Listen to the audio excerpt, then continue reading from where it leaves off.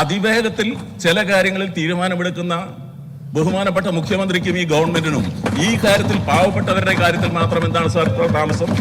16 ലക്ഷം വീട്ടമ്മമാരുടെ കണ്ണീര് കാണാൻ ഈ ഗവൺമെന്റ് ഇത്രയധികം ആഗ്രഹിക്കുന്നു എന്നുള്ളത് അതിശയകരമാണ് സാർ.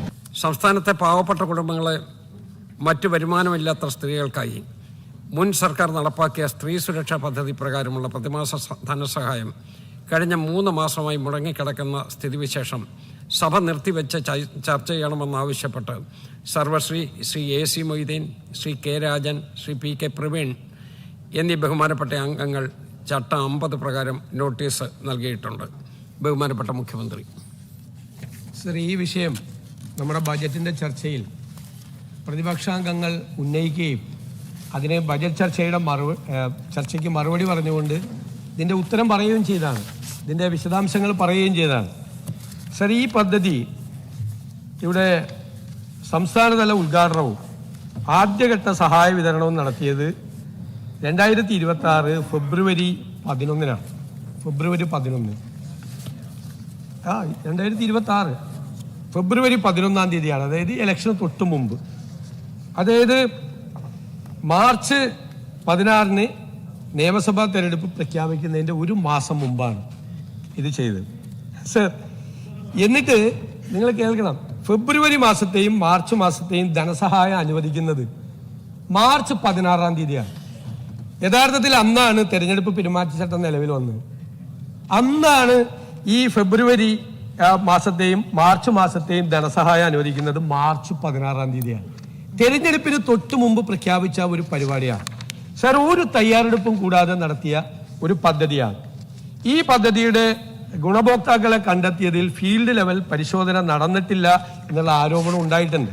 കാരണം ഈ പദ്ധതിയുടെ ലക്ഷ്യമായിട്ട് ആദ്യം പറഞ്ഞത് 31.34 ലക്ഷം പേരെയാണ്, പിന്നീട് അത് 16.4 ലക്ഷമായി നിജപ്പെടുത്തി. സർ, ഈ പദ്ധതി കൃത്യമായി പരിശോധിക്കാതെ ഇതിന്റെ ഗുണഭോക്താക്കളെ തിരഞ്ഞെടുത്ത രീതിയെക്കുറിച്ചുള്ള വ്യാപകമായ പരാതികൾ ഉൾപ്പെടെ ഉണ്ട്. അത് പരിശോധിക്കാതെ ഈ പദ്ധതി തുടരുമോ ഇല്ലയോ എന്ന് തീരുമാനിക്കാൻ പറ്റില്ല. ഞാനത് തന്നെയാണ് പറഞ്ഞത്. പക്ഷേ തുടരണമെന്നുണ്ടെങ്കിൽ ഗവൺമെന്റ് ഈ ബജറ്റിൽ 1770 കോടി രൂപ വകയിരുത്തിയിട്ടുണ്ട്. ഞങ്ങളിത് ഒരു ഗവൺമെന്റ് കൊണ്ടുവന്ന പരിപാടിയാണ്, ഇത് വേണ്ട എന്ന് തീരുമാനിച്ചിട്ടില്ല. പക്ഷെ പരിശോധിക്കും ഇതെങ്ങനെയാണ് ഈ പരിപാടി, എങ്ങനെയാണ് ഇതിന്റെ ഗുണഭോക്താക്കളെ തിരഞ്ഞെടുത്തത്. ഒരു പഞ്ചായത്തിന്റെ സെക്രട്ടറി അല്ലെങ്കിൽ ഒരു കോർപ്പറേഷന്റെ സെക്രട്ടറിയാണ് എല്ലാ ആപ്ലിക്കേഷൻസും കൂടി വളരെ കുറഞ്ഞ ദിവസത്തിനുള്ളിൽ തീരുമാനിച്ച് ഇവർ വേറെ പെൻഷൻ മേടിക്കുന്നുണ്ടോ, വേറെ എന്തെങ്കിലും വായിക്കുന്നുണ്ടോ എന്നുള്ള കൃത്യമായ പരിശോധന പോലും നടത്താതെ തിരഞ്ഞെടുപ്പിന് തൊട്ടു മുമ്പുള്ള ഒരു പദ്ധതിയാണ് ഇത്. അത് സർ, ഇത് നേരത്തെ മറുപടി പറഞ്ഞ കാര്യമാണ്. ഇത് തന്നെയാണ് ഇതിന്റെ മറുപടി. ഇത് സഭാ നടപടികൾ നിർത്തിവെച്ച് ചർച്ച ചെയ്യേണ്ട ഒരാവശ്യമില്ല. Shri AC Moideen, AC Moideen. നമ്മുടെ രാജ്യത്ത് ഒരു സംസ്ഥാനങ്ങളിലും വീട്ടമ്മമാർക്ക് അവരുടെ ഗാർഹിക ജോലികളുടെ മൂല്യം കണക്കിലെടുത്ത് സാമൂഹ്യ സുരക്ഷ നൽകുന്നൊരു പദ്ധതി നിലവിലില്ല. പല മാതൃകാപരമായ നിയമങ്ങളും നടപടികളും സ്വീകരിച്ച സഭയാണ് സാർ നമ്മുടെ കേരള നിയമസഭ. ആ അർത്ഥത്തിൽ ഇത്തരത്തിലുള്ള ഒരാദ്യമായ ചുവടുവെപ്പാണ് 2025 ഒക്ടോബറിലാണ് സാർ മുഖ്യമന്ത്രി പറയുന്ന പോലെ പണം കൊടുത്തതിൻ്റെയല്ല, അതിൻ്റെ നടപടിക്രമം തുടങ്ങിയത്.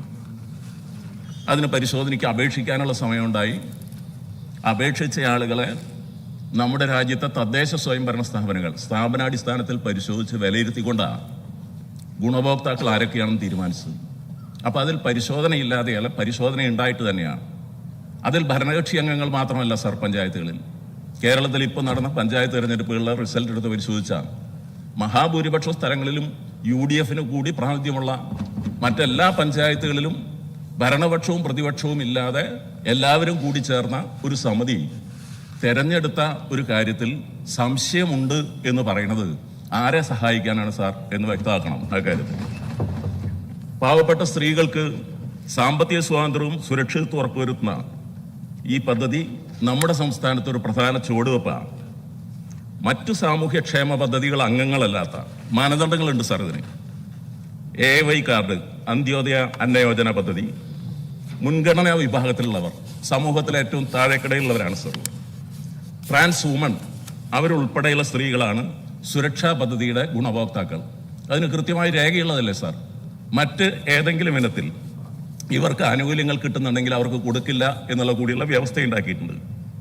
35 വയസ്സ് മുതൽ 60 വയസ്സ് വരെയുള്ള സ്ത്രീകൾക്ക് എല്ലാ മാസവും 1000 രൂപ സാമ്പത്തിക സഹായം ഉറപ്പാക്കുന്ന സ്ത്രീ സുരക്ഷയുടെ കാര്യത്തിലും ശാക്തീകരണത്തിൻ്റെ കാര്യത്തിലും വിപ്ലവകരമായ ഒരു പരിപാടിയായിരുന്നു സർ ഈ നടപ്പിലാക്കിയ പദ്ധതി.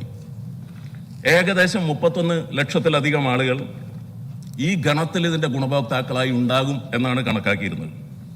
അതിനായി സംസ്ഥാന ബഡ്ജറ്റിൽ മുമ്പ് അവതരിപ്പിച്ച ശ്രീ KN ബാലഗോപാൽ അവതരിപ്പിച്ച ബഡ്ജറ്റിൽ 3720 കോടി രൂപ LDF സർക്കാർ ഈ ബഡ്ജറ്റിൽ വകയിരുത്തിയിരുന്നു.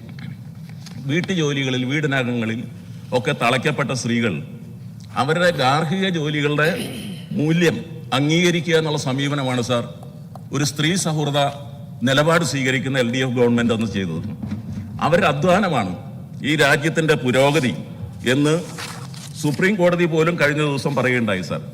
സുപ്രീം കോടതി ജസ്റ്റിസുമാരായ Sanjay Carol, justice NK Singh അവരുടെ വിധിന്യായത്തിൽ പറയുന്നത് സാർ, ഗൃഹജോലികളിൽ ഏർപ്പെട്ടിരിക്കുന്ന വീട്ടമ്മമാർ രാഷ്ട്രശില്പികളാണെന്നും അവരുടെ അധ്വാനം രാജ്യത്തിന്റെ പുരോഗതിയുടെ ആധാരമാണെന്നും ഈ കഴിഞ്ഞ ജൂൺ 11 സാർ അങ്ങനെ ഒരു നിരീക്ഷണം അവർ നടത്തിയത്. സാർ, അത്തരമൊരു സാഹചര്യം ഉള്ളപ്പോൾ അത് നേരത്തെ കൂട്ടിക്കണ്ട് കേരളത്തിൽ പ്രകടന പത്രികയിൽ പറഞ്ഞൊരു കാര്യം, LDFന്റെ പ്രകടന പത്രികയിൽ പറഞ്ഞൊരു കാര്യം നാടിന്റെ അംഗീകാരത്തോടു കൂടി നടപ്പിലാക്കിയല്ലേ സാർ? അതിനെന്താണ് സംശയ ദൃഷ്ടിയോടുകൂടി വീക്ഷിക്കുന്നത്? ഇതില് കഴിഞ്ഞ മാസം വരെ പെൻഷൻ തുക, മാർച്ച് മാസം വരെ പെൻഷൻ തുക അപേക്ഷിച്ച് ഇങ്ങനെ പരിശോധന പൂർത്തിയാക്കിയ വീട്ടമ്മമാർക്ക് നൽകുകയുണ്ടായി മുടങ്ങാത്ത രീതിയിൽ. തുടക്കത്തിൽ അപേക്ഷിച്ച് 16 ലക്ഷം പേരാണ് സാർ. അതാണ് ബഹുമാനപ്പെട്ട മുഖ്യമന്ത്രി ഇപ്പോൾ കണക്ക് പറഞ്ഞത്. ആ 16 ലക്ഷം പേർക്ക് അവരുടെ ബാങ്ക് അക്കൗണ്ടിലേക്ക് ഈ പണം നൽകുകയുണ്ടായി. ഇപ്പോൾ 5 ലക്ഷത്തോളം അപേക്ഷകൾ പരിശോധന കഴിഞ്ഞിരിക്കുന്നുണ്ട് സാർ.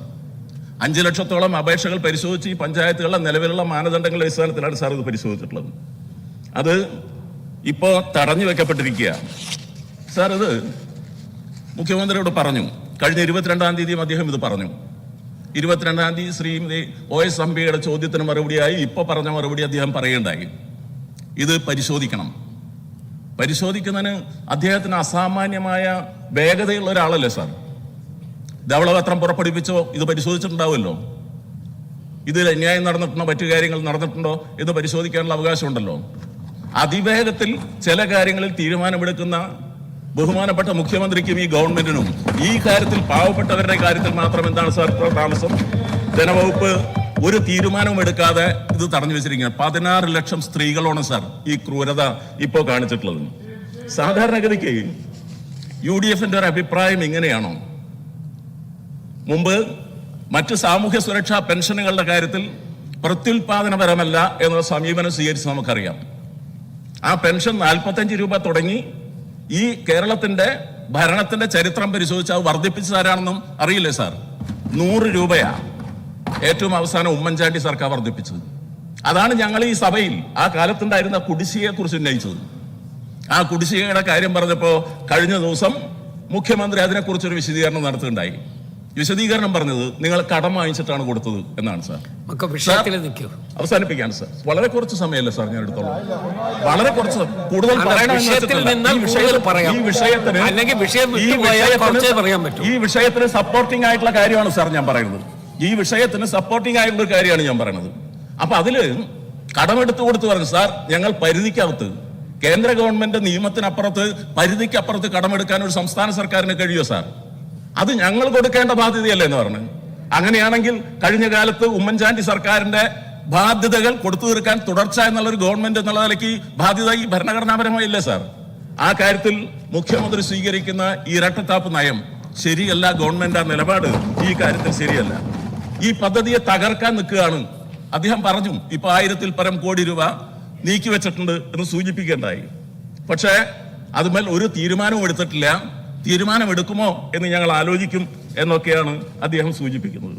ഈ പദ്ധതിയുടെ അവസ്ഥയോടൊപ്പം തന്നെ സാർ, ഈ വിദ്യാർത്ഥിനികൾക്ക് നമ്മൾ കൊടുക്കാൻ തീരുമാനിച്ചിരുന്ന പരീക്ഷകൾക്ക് തയ്യാറെടുക്കുന്നതിന് കണക്ട് ടു വർക്ക് എന്ന പദ്ധതി അത് നടപ്പാക്കിയ സംസ്ഥാനമാണ്. അതിന്റെ ഭാവി എന്താവും സാർ? മറ്റെല്ലാ കാര്യങ്ങളിലും വിഷനുള്ള ഒരു ബഡ്ജറ്റ് അവതരിപ്പിച്ചവരല്ലേ? ഈ വിഷനിൽ ഈ പാവപ്പെട്ട കുട്ടികൾക്കുള്ള സഹായം പെടില്ലേ സാർ? ഇന്ന് ഈ പദ്ധതികളുടെ എന്താണ് അവസ്ഥ എന്നുള്ള കാര്യം ഗൗരവപൂർവ്വം നമ്മൾ പരിശോധിക്കണം. UDF നയത്തിന്റെ ഭാഗമായി 16 ലക്ഷത്തിലധികം വരുന്ന വീട്ടമ്മമാർക്ക് വന്നുപെട്ടിട്ടുള്ള ഈ ദുര്യോഗം അവസാനിപ്പിക്കാൻ എന്ത് സമീപനമാണ് സ്വീകരിക്കുക എന്നുള്ളതിന്റെ മറുപടി ഇപ്പോൾ വന്നു കഴിഞ്ഞു സാർ. എന്ന് പറഞ്ഞാൽ ഇതിനോട് ഞങ്ങൾക്ക് യോജിപ്പില്ല, പണം വെച്ചിട്ടുണ്ട്, പക്ഷെ എന്നാലും പരിശോധിക്കണം. അതിൽ അന്യായം നടന്നിട്ടുണ്ടെങ്കിൽ അത് പരിശോധിക്കാൻ സംവിധാനത്തിന് ഞങ്ങളെതിരല്ല സാർ. അതിൽ തെറ്റായ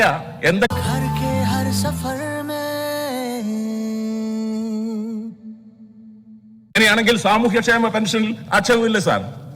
ആ പദ്ധതി ആകെ നിർത്തിവെച്ചിട്ടാണോ അതിനെക്കുറിച്ചുള്ള പരിശോധന നടക്കുക? സാധാരണഗതിയിൽ ആ പരിശോധന നടക്കേണ്ടത് ഇതിന്റെ തുടർ നടപടികളിലൂടെ ഏതെങ്കിലും കുറവ് വന്നിട്ടുണ്ടെങ്കിൽ പരിശോധിക്കുക എന്നുള്ളതല്ലേ. അപ്പം മുഖ്യമന്ത്രിയുടെ ആ കാര്യത്തിലുള്ള സമീപനം വളരെ നിഷേധാത്മകമാണ് തുടക്കം മുതൽ. അതൊരു സർക്കാരിന്റെ നയമായിട്ട് ഈ സ്ത്രീകൾ കാണുകയാണ് സാർ. സ്ത്രീ സുരക്ഷാ പദ്ധതിയിലേക്ക് പുതിയ അപേക്ഷ നൽകി വരുന്ന കാര്യത്തിൽ ഈ പരിശോധനയുടെ ഭാഗമായി എന്നത്തേക്ക് തീരും സാർ ഈ പ്രശ്നം? പുതിയ അപേക്ഷകളല്ല, പഴയ അപേക്ഷകളല്ല കൊടുത്തിട്ടില്ല, പുതിയ അപേക്ഷകളും ഇപ്പൊ കൊടുത്ത് ഞങ്ങൾക്ക് ഈ സഹായം ഉണ്ടാകും എന്ന് പറഞ്ഞ് കാത്തിരിക്കുകയാണ്. അവരുടെ കാര്യത്തിൽ എന്താണ് സാർ ഇതിന്റെ സ്ഥിതി? ഈ കുടിശ്ശിക തുക കൊടുക്കാൻ സർക്കാർ നിലപാട് സ്വീകരിക്കുമോ എന്ന് വ്യക്തമാക്കുന്ന ചോദ്യത്തിന് മുഖ്യമന്ത്രി ഇല്ല എന്ന് വ്യക്തമായിട്ട് ഇവിടെ പറഞ്ഞിരിക്കുക. അത് സാർ കേരളത്തിലെ സ്ത്രീ സമൂഹത്തിനോടുള്ള ഈ UDF സർക്കാരിന്റെ വെല്ലുവിളിയാണ്, നിഷേധാത്മകമായ സമീപനമാണ്. 16 ലക്ഷം വീട്ടമ്മമാരുടെ കണ്ണീര് കാണാൻ ഈ ഗവൺമെന്റ് ഇത്രയധികം ആഗ്രഹിക്കുന്നു എന്നുള്ളത് അതിശയകരമാണ് സാർ. ജനക്ഷേമ പദ്ധതികളെ തകർത്ത് സ്വകാര്യവൽക്കരണത്തിന്റെ നിലയിലേക്ക് പോകുന്ന ഈ സർക്കാർ നമ്മുടെ നാട്ടിലെ പാവപ്പെട്ടവരെ താല്പര്യം ബലി കഴിക്കുന്ന ഈ നിലപാട് ഉൾപ്പെടെയാണ് സാർ ഇതിൽ പ്രതികരിക്കുന്നത്. അതുകൊണ്ടാണ് വളരെ ഗൗരവപ്പെട്ട 10-30 ലക്ഷത്തോളം വരുന്ന കേരളത്തിലെ സ്ത്രീ സമൂഹത്തെ ബാധിക്കുന്ന ഈ ഗൗരവപ്പെട്ട വിഷയം സഭ നിർത്തിവെച്ച് ചർച്ച ചെയ്യേണ്ട ഏറ്റവും അടിയന്തര പ്രാധാന്യമുള്ള വിഷയമാണ് സാർ. അതുകൊണ്ട് ഈ വിഷയം സഭ നിർത്തിവെച്ച് ചർച്ച ചെയ്യണം എന്ന് ഞാൻ ആവശ്യപ്പെടുന്നു.